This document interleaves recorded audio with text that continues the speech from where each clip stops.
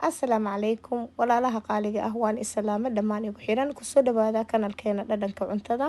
Marka ugu hore haddaa igu cusub tahay ha iloobin inaad subscribe ii saartid gambaleelkana aad furtid sifa muuqaal kasta aan soo geliyo aad daawadaha koowaad u noqotid. Maanta waxaan rabaa inaan iga faa'iideeyo macmacaan yaroo fudud oo ilmahana aad u jecel yihiin oo wadanka Sweden laga isticmaalo.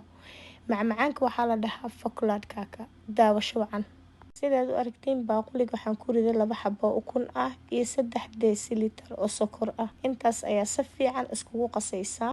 Walaalaha igu xiran dhammaan waxaan iga codsanayaa fikradiina inaa hoos igu soo qortiin. Waxaa jeceshiin inaan ii soo geliyo badi routiinka, cunto kariska ama vlogs. Ama waxaa jeceshiin inaa ii hoosta igu soo qortaan.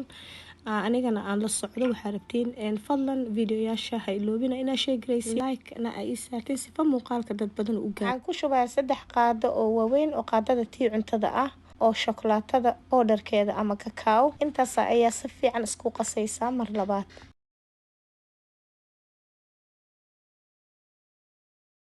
waxaan kaloo ku shubayaa 1.5 deciliter oo bur ah. Intaas haddana mar labaad si fiican isku qasaysaa.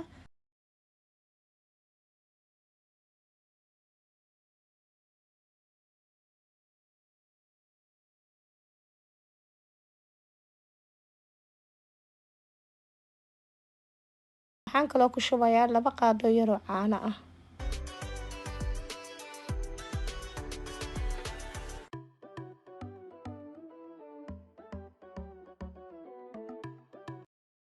waxaan kaloo ku shubayaa 100 gram oo butter ah ama subag oo soo dhalaaliyay. Kadibna intaas ayaa si fiican mar kale isku qasaysaa.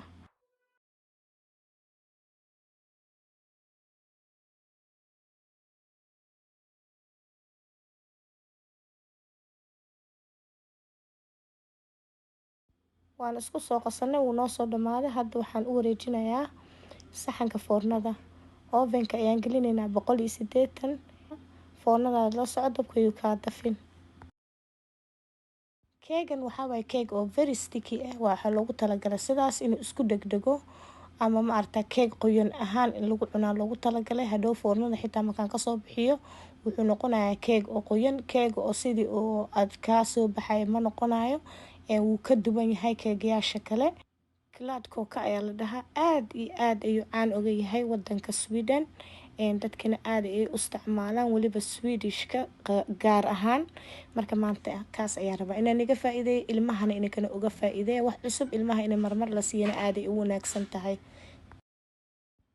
foornada ayaan ka soo bixiyay kadibna waxaan korka uga shubaa icing sugar ama sokorta budada oo la soo shiiday aan dusha uga daadiyay. saas ayaa la sameeyaa. noqon weyda inaan i tusiyo markaan dusha uga shubayay. kadib waxaa ku serve gareysan kartaa double cream ayaa dhinac u dhiganaysaa. waa double cream iyo keegan ama chocolate cake way isku fiican yihiin. aad ay isku macaan yihiin. keega sidaad u aragtiin wuu qoyan yahay. keegan saas ayaa loogu talagalay in lagu cuno ilmaha uga faa'iideeya. keeg aad u wanaagsan weeyaan. share dheh walaal.